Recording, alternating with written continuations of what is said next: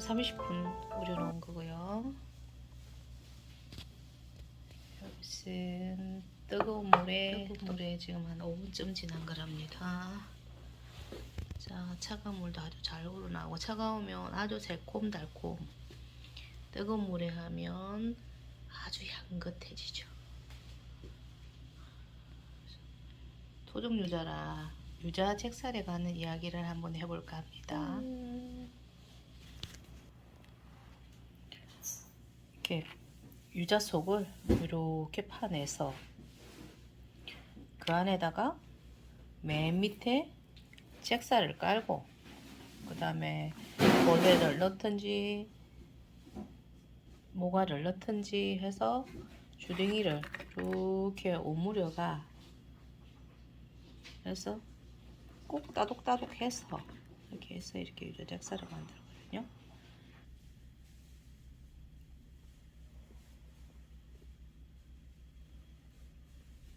혼자서 별짓을 다 해요. 왜? 심심하니까. 얘가 제가 이 수술 어디 2만원인가 주고 어디서 샀어요. 이 물량을 피우기 위해서.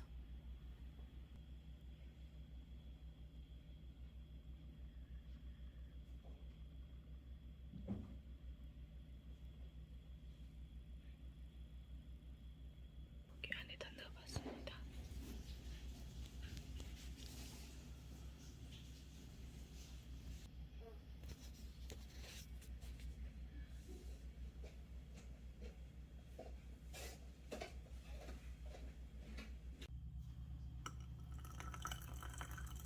자, 유자 책살 하나에 뜨거운 물을 이렇게 부어봅니다. 요거는 왼쪽에 있는 요거는 10분 전에 우려놓은 거거든요. 또 2, 3분만 지나면 충분히 먹을 수 있습니다. 토종 유자라서 향이 되게 진하거든요. 사실 이런 거는 큰 사발에 마셔야 되는데 우리 조상들은 차를 한 잔 마시기 위해서 봄부터 겨울까지 재료 준비를 다 해서 이렇게 약차로 마셨답니다. 봄에는 잭살이라는 홍차를 만들어 두었다가 6월쯤이면 우리 금은화라고 그러죠. 인도꽃을 또 따서 말려 두었다가 10월이면 돌배를 썰어서 말려두고 또 서리를 2번 정도는 맞아야 맛있다고 해요. 그리고 11월이면 모과가 노랗게 되면 또 그것을 썰어서 말려두었다가 이제 11월 말이나 12월 초에 토종 유자가 나오면 그거를 이제 또 속을 파내고 말려두었다가 저 동지서 달부터 계속 감기 걸리면 1년 내에 그거를 잭살, 돌배, 모과, 금은화, 유자 이렇게 해서 끓여 먹었는데 평야도 적고 그러니까 금은화도 사실 거의 이제는 인동초로 볼 수가 없어요. 뭐 밤나무 심고 감나무 심고 매실나무 심고 차나무 심고 이러다 보니까 이제 작물들이 다 심어지고 이러다 보니까 잡초나 어떤 그런 약재들을 재배가 아니면 이제 구하기가 조금 힘들어지더라고요. 지금 방금 뜨거운 물을 부었던 유자잭살을 한 잔 마셔보겠습니다. 차는 너무 좋은 것 같아요. 아, 정말 향긋합니다. 어렸을 때 할아버지 집에를 가면은 항상 마당에 뭔가 널려 있는 거예요. 한약방을 하셨으니까 이제 악양 정서 마을에서 했는데 그러면 그 감기 걸린 사람들이거나 뭐 또 그 아기를 가진 분들이 오면 이거를 처방을 해주더라고요. 어느 집에나 우리 지리산에서는 먹었던 건데 이렇게 차를 그 당시에는 매우 귀했고 약으로 먹었던 시기가 돼서 그때까지만 해도 완행버스를 타고 가면 항상 그 이제 모가나 돌배가 마당에 가을이면 많이 널려져 있고, 할머니 집 대문 오른편으로 유자가 길가에 하나 마당 안에 하나 한 그루씩 이렇게 있었거든요. 그럼 그거를 따서 또 이제 소골판에서도 말려두시고 했었거든요. 그래서 제가 이제 이거를 약차로 만들어야 되겠다, 그 추억이 생각이 나서 그렇게 해서 제가 이 유자잭사를 만들기 시작한 거예요.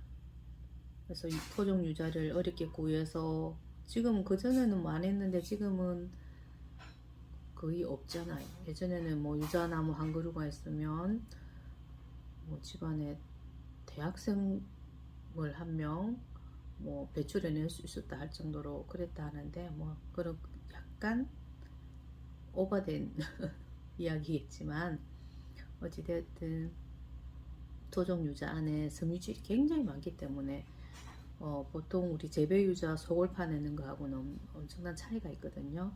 그래서 그 속을 파내고 꽁지를 자르고 해서 모가,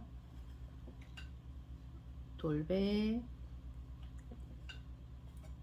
이렇게 직사를 넣고 차를 만들었어요. 그래서 누구나 다 팔팔 끓이기만 하면 되니까. 그리고 예전에는 이 재료들을 넣어서 감기가 걸리면 화로에다가 그 주전자를 올려서 뚜껑을 열고 팔팔 끓는 김을 막 코에 쐬고 이래서 감기 예방 치료에 그렇게 저희들은 먹고 자랐어요. 약도 변변이 없는 산골 마을이기 때문에. 거기다 이제 또 한 번 더 팔팔 끓여가지고 사카린을 타가지고 정말 달보리아이 너무 맛있잖아요. 그리고 뜨겁게 한 잔씩 먹고 이불 속으로 직행 그러면 땀을 한번 팍 내고 나면 몸이 개운해지곤 했어요. 그래서 어른들이 굉장히, 우리 옛 어른들이 현명하셨고 부지런하셨고, 하여튼 약이 없었던 시기에 이렇게 좋은 차를 또 만들어 드셨죠. 사실 이거를 토백이들은 잭살이라는 우리 전통 홍차를 생차라고 부릅니다. 아직까지도 나이 많으신 분들은 생차라고 부르고요. 저도 이제 뭐 그런데 익숙해지다 보니까 이렇게 토백이들은 아주 뭐 몇 대씩 산 토백이들은 이거 다 알고 있어요. 이렇게 해서 잭살을 이렇게 이제 여름에 일 갔다 오시면 올 때 이제 이 자나무를 찾아서 거친 잎을 훑어서 와요. 그래가지고 이제 이걸 빨리 시들려야 되니까 아랫목에, 군불 집힌 아랫목에 광목을 깔고 얘들 시들립니다. 그럼 어느 정도 시들려 수분이 제거가 되고 시들려지면 자다가 막 정말 그 피곤한 몸을 이끌고 막 득득 비벼요. 그냥 손으로도 비비고 방바닥에도 비비고 또 작은 멍석을 갖다 놓고도 비비고 대소쿠리를 갖다 놓고도 비비고, 그렇게 해서 또 이제 광목에다 쌓아둡니다. 그러면 얘들이 상처가 많을수록 산화가 잘 되거든요. 그래서 상처를 막 주는 것도 비빈다는 의미는. 그래서 색이 이제 변하면, 산화가 돼서 찻잎이 빨갛게 변하면 또 자다가 또 비벼요. 비비고 털어놓고 또 이제 뭉쳐서 발효를 시킵니다. 띄우는 거죠. 그래서 띄우면 사람들이 혹시 띄운다는 말에 청국장처럼 곰팡이가 피는 줄 알거든요. 절대 아닙니다. 곰팡이 피면 그거는 이미 썩은 차예요. 그래서 먹으면 안 되고,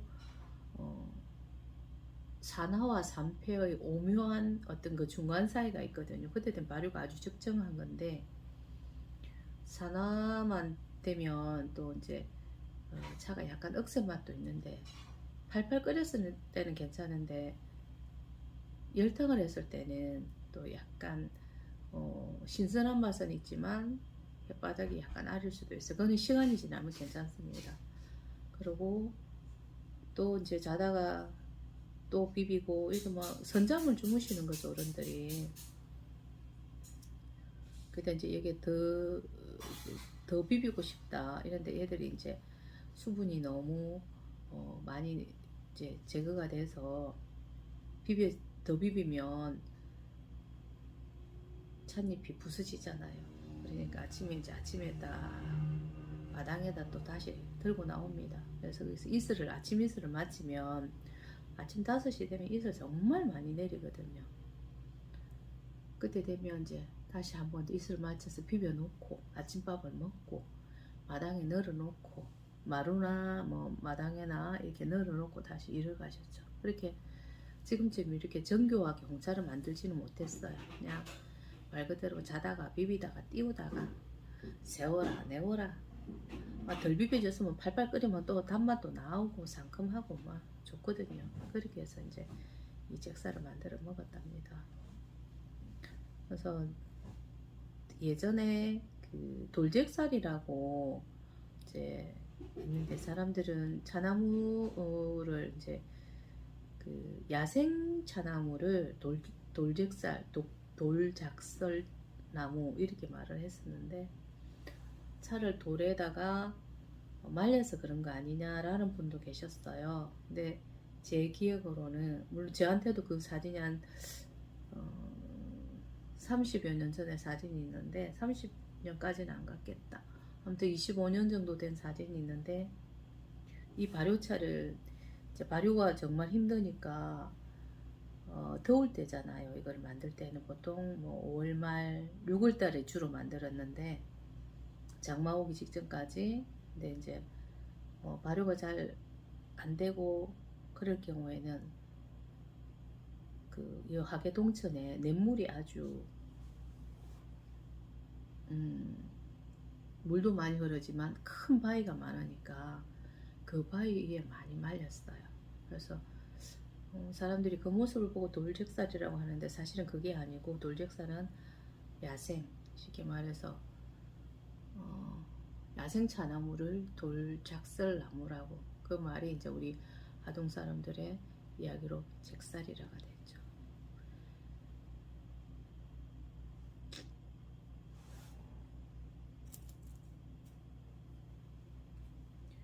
우리 요 시원하게 냉침한 차는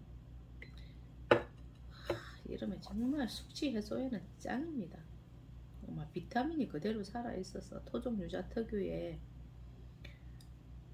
그 상큼하고 약간 떫은 듯 하면서도 향기가 아주 많고 돌배의 단맛, 모가의 단맛, 우리 요 잭살의 또 짙은 맛, 깊은 맛이 합쳐져 가지고 아주 오묘해요. 그래서 여름에 그 고갈증이라 그러죠. 그렇게 막 갈증을 많이 느끼는 분들한테는 이게 정말 좋다고 그래요.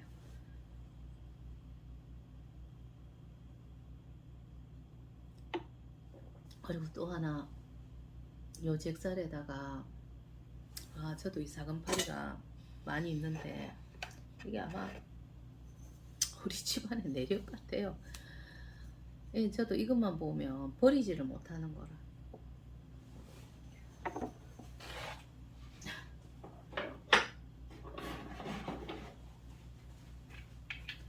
이 쓸모없는 이것들을 제가 왜 주워 먹었는지 모르겠어요. 이 쓸모없는 이것들을 왜 주워 먹었는지 저도 모르겠어요. 웃기죠? 작은 파리.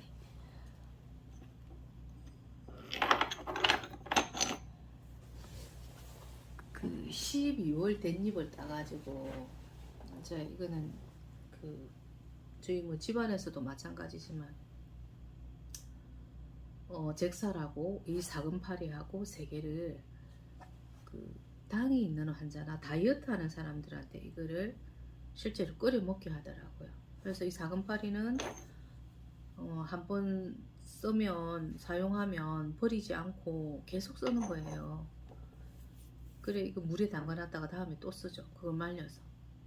그래서 왜 사근파리를 넣었을까 생각을 하니까 예전에는 스텐 냄비가 있는 것이 아니고 유리 용기가 있었던 게 아니니까 그 무쇠잖아요. 근데 홍차는 무쇠하고 만났을 때 차 맛을 없애고 성분도 철 성분 때문에 무쇠에 그렇게 좋은 차가 되지는 않는다고 그래요.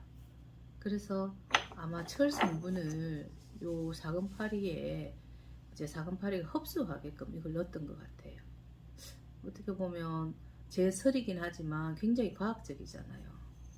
그런 것 같아요. 이유 없이 사근파리를 왜 넣겠어요? 근데 저는 습관적으로 어렸을 때부터 큰아버지한테랑 그렇게 말을 들어왔기 때문에 이 사근파리를 본능적으로 이렇게 그냥 주워 모으고 있습니다. 그래서 저도 이제 가끔씩 그 댄잎, 좋은 댄잎을 보면 좋은 댄잎이라는 것은 저 숲속에 있는 거 좀 오염되지 않고 그리고 동지쯤 돼서 제가 그 몇 개를 따가와서 이걸 넣고 잭살로 가끔씩 끓여 먹어보면 그 댄잎 특유 달큰한 맛하고 우리 잭살은 끓일수록 달고 향미가 좋거든요. 굉장히 어우러지고 되게 좋더라고요.